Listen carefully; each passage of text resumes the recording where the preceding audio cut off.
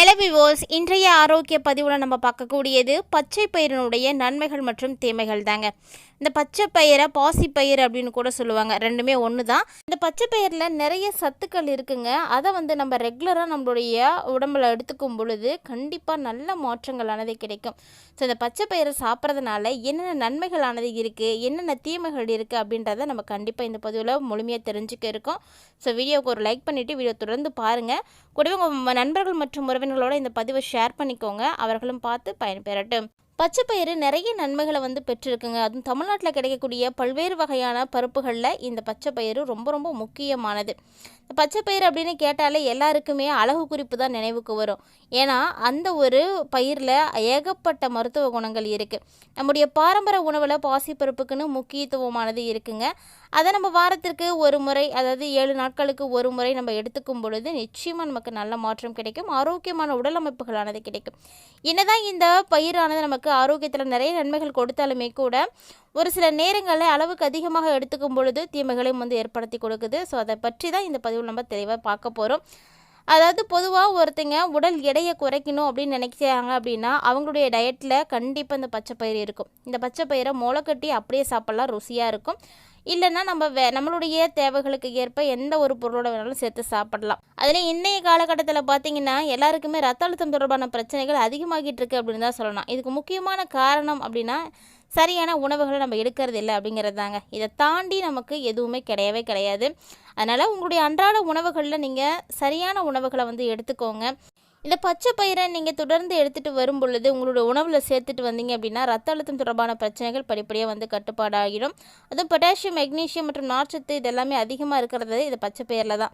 So இந்த பச்சை பயிரில் இருக்கக்கூடிய சத்துக்கள் ரத்த அழுத்தத்தை போதுமான அளவு சீராக வச்சுருக்கிறதுக்கு ரொம்ப உதவியாக இருக்குது. மேலும் கொலஸ்ட்ராலை குறைக்கிறதுல முக்கிய பங்கு எடுத்திருக்கு. அதோடு மட்டும் இல்லாமல் கர்ப்பிணிகளுடைய ஆரோக்கியத்திற்கு இந்த பச்சை பயிர் ரொம்பவே உதவியாக இருக்குது. ஸோ கர்ப்பிணிகள்லாம் பச்சை பயிரை அளவாக எடுத்துக்கிறது ரொம்ப நல்லது. ஏன்னா இந்த ஒரு பயிரில் பார்த்திங்கன்னா கருவினுடைய நல்ல வளர்ச்சிக்கு தேவையான ஃபோலேட் அதிகமாகவே இருக்குது. ஸோ அந்த பச்சை பயிரில் அதிகம் இருக்குது அப்படின்றதுனால கருவிட்டிருக்கக்கூடிய பெண்கள் தாராளமாக எடுத்துக்கலாம். குழந்தைகள் உடலில் குறைபாடுகள் இல்லாமல் ஆரோக்கியமாக வளர்கிறதுக்கு உதவியாக இருக்கும். அதே போல் தாய்மார்களே கண்டிப்பாக நீங்களும் எடுத்துக்கோங்க. மேலும் தோல் புற்றுநோய் ஏற்படாமல் இந்த பயிர் ரொம்ப ரொம்ப காப்பாற்றி கொடுக்குது அப்படின்னே சொல்லலாம். பச்சை பயிறு தோல் புற்றுநோயிலிருந்து பாதுகாக்குது அப்படின்றது உங்களுக்கு தெரியாதுங்க. ஆமாம், தினமுமே உடற்பயிற்சி செய்யக்கூடியவங்க பச்சை பயிறு வகைகளை உணவில் சேர்த்துட்டு வாங்க. கண்டிப்பாக தோல் புற்றுநோய் எதுவுமே வரவே வராது. அது மட்டும் இல்லாமல் உடல் எடையை குறைக்கணும் அப்படின்னு ஆசைப்படக்கூடியவங்க கண்டிப்பாக இதை மட்டும் நீங்கள் ஃபாலோ பண்ணுங்கள். என்னதான் நீங்கள் ஆங்கில மருந்து சாப்பிட்டாலுமே கூட உடல் எடை குறைய என்ன செய்கிறது அப்படின்னு தெரியாமல் தான் இன்னுமே திகச்சு போய் நிறைய பேர் இருக்காங்க. ஸோ அப்படிப்பட்டவங்களாம் நீங்கள் இருக்கீங்களா? கண்டிப்பாக இந்த பதிவை நீங்கள் சேவ் பண்ணி வச்சுக்கோங்க. பச்சை பயிர் நீங்கள் உங்களுடைய உணவில் சேர்த்துட்டு வாங்க, அதுவே போதுங்க. ஏன்னா உடல் எடை கண்டிப்பாக குறைய ஆரம்பிச்சிடும். இப்போ இருக்கக்கூடிய ஜென்ரேஷன் பார்த்திங்கன்னா நிறைய ஃபாஸ்ட் ஃபுட் தான் சாப்பிட்றாங்க, நொறுக்கு தீனிகள் தான் சாப்பிட்றாங்க. அந்த மாதிரியான உணவுகளை சாப்பிடும் பொழுது தான் தேவையில்லாத சத்துக்கள் எல்லாம் சேர்ந்து உடல் எடையானது அதிகரிச்சிடுது. இந்த உடல் எடை குறையணும் அப்படின்ற பட்சத்தில் இந்த ஃபாஸ்ட் ஃபுட்டு, நொறுக்கு தீனி இது எல்லாத்தையும் அவாய்ட் பண்ணிவிட்டு இந்த பச்சை பயிரை நீங்கள் ஊற வச்சு சாப்பிடுங்க. வெறுமனே சாப்பிட்டாலே ரொம்ப நல்லாவே இருக்கும். அந்த பச்சை பயிரை உணவில் நீங்கள் அடிக்கடி சேர்த்துட்டு வரும் பொழுது ஆட்டோமேட்டிக்காக உங்களுடைய வெயிட் லாஸ் ஆகிறத நீங்களே பார்க்க முடியும். எடை சரியாக பாதுகாக்கப்பட்டது அப்படின்னா ஊட்டச்சத்துக்கள் உங்களை கொழுப்பை மாற்றி கொடுத்துடும். ஸோ அந்த கொழுப்பை குறைக்கிறதுக்கு இந்த பச்சை பயிர் ரொம்ப ரொம்ப முக்கியமானது. அன்றாடம் உங்களுடைய உணவில் சேர்த்துக்கோங்க. அடுத்ததாக பார்த்திங்கன்னா உடலுடைய சூட்டை குறைக்கிறதுல இந்த பச்சை பயிர் முக்கியத்துவம் பெற்றிருக்கு. கோடையில் ஏற்படக்கூடிய இந்த உடல் சூட்டை குறைக்கணும் அப்படின்னு நினைக்கக்கூடியவங்க இந்த பச்சை பயிரை மணத்தக்காளி கீரையோடு நீங்கள் சேர்த்து சாப்பிட்டு வந்தீங்க அப்படின்னா நிச்சயமாக உங்களுடைய உடல் சூடானது குறைஞ்சிடும். இது நிறைய மலச்சிக்கல் பிரச்சனைகளை கூட குணப்படுத்தி கொடுக்குது. ஸோ கட்டாயமாக உடல் சூடு இருக்கக்கூடியவங்களாம் அடிக்கடி உங்களுடைய உணவில் இந்த பச்சை பயிரை சேர்த்துக்கோங்க. நினைவாற்றல் அதிகரிக்கிறதுக்கு இந்த ஒரு பொருள் ரொம்பவே யூஸ்ஃபுல்லாக இருக்குது. ஸோ ஞாபக மறதி இருக்கக்கூடியவங்க இந்த பச்சை பயிரை கீரையோடு சேர்த்து நீங்கள் சாப்பிட்டு வாங்க. இது மாதிரி அடிக்கடி சாப்பிட்டு வரும்பொழுது ஞாபக சக்தி அதிகரிக்கும். மேலும் சின்ன வயசில் இருக்கும் பொழுதே குழந்தைகளுக்கு இதெல்லாம் கொடுத்து பழக்கிடுங்க. அவங்க நல்லா இதை சாப்பிடும் பொழுது ஞாபகத்திறன் அதிகரிக்கும், நல்லா படிப்பாங்க, ஆர்வம் இருக்கும், எதுவுமே நல்ல ஒரு மெமரி ஆகிடும். ஸோ கண்டிப்பாக இதெல்லாம் வந்து சின்ன வயசுலேருந்தே பழக்கி கொடுத்துடுங்க. 5ல் வளையாதது 50ல் வளையாது அப்படின்னு சொல்லுவாங்க. ஸோ சின்ன வயசில் நீங்கள் என்ன சொல்லித் தரீங்களோ அதுதான் கண்டிப்பாக உங்களுடைய குழந்தைகளுக்கு இது மாதிரியான நல்ல பழக்கங்களை வந்து கற்றுக் கொடுங்க. மேலும் உங்களுடைய தோல் பார்த்தீங்கன்னா பளபளப்பாக இருக்கணும் அப்படின்னு நினைக்கிறீங்களா, அப்போ கண்டிப்பாக உங்களுடைய உணவில் இந்த பச்சைப்பயிரை வந்து எடுத்துக்கோங்க.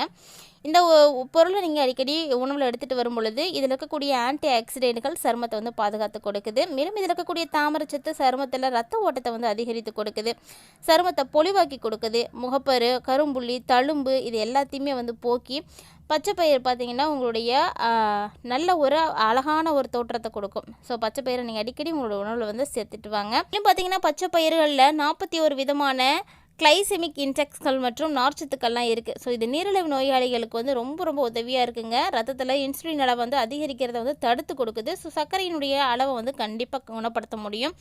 அது மட்டும் இல்லாமல் இந்த டைமில் ரத்த சோகை வந்து குணப்படுத்துறதுக்கும் இந்த பயிர் தான் ரொம்ப முக்கியமாக இருக்குது. ஏன்னா இந்த பயிர் அவ்வளவு சத்துக்கள் இருக்குது, நிறைய தாது உப்புக்கள் இருக்குது. இது வந்து ரத்த சோகையை நிச்சயம் வந்து குணப்படுத்தி கொடுத்துடும்.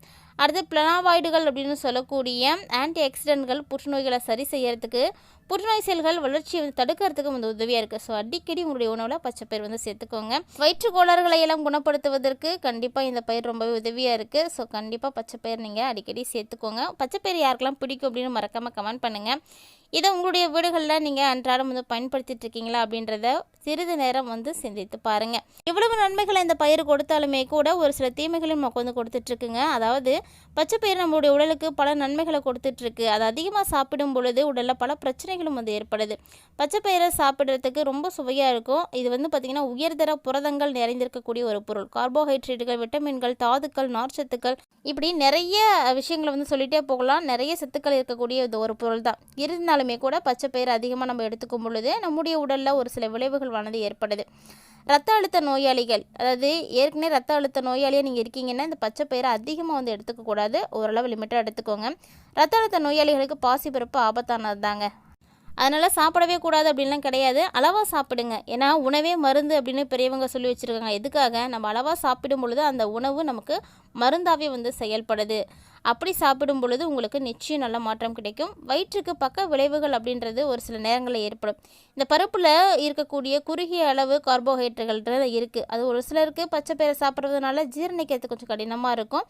அதனால தான் ஒரு சிலர்லாம் பார்த்திங்கன்னா அதிகமாக வந்து எடுத்துக்க வேண்டாம் அப்படின்னு சொல்கிறது. ஏன்னா அது அவங்களுடைய பாடியை பொறுத்து வயிற்றுக்கு வந்து கெடுதலாக இருக்கும். மேலும் இந்த பயிரில் யூரிக் அமிலத்திற்கான விளைவுகள் இருக்குது. ஸோ உடலில் யூரிக் அமிலத்தினுடைய அளவு அதிகரித்து கொடுத்துடும். ஸோ உடல் யூரிக் அமிலத்தினுடைய அளவு அதிகமாக இருக்குது அப்படின்னா பச்சைப்பயிரை நீங்கள் அதிகமாக எப்போதும் எடுத்துக்கவே கூடாது.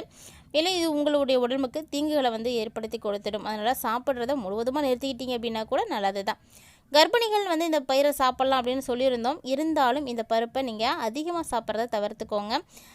பச்சைப்பயிறு கர்ப்பிணிகள் உடலில் தொற்று நோய்களை வந்து ஏற்படுத்தி கொடுத்துரும். ஏன்னா அதை முளைக்கட்டி சாப்பிடும் பொழுது நம்ம அப்படியே சாப்பிடுவோம் இல்லையா, அந்த ஒரு டைமில் ஃபுட் பாய்சனிங் ஆகிறதுக்கான சான்சஸ்லாம் கூட இருக்குது. ஸோ அதை வந்து முறைப்படி வந்து சாப்பிடுங்க, அளவோடு சாப்பிடுங்க.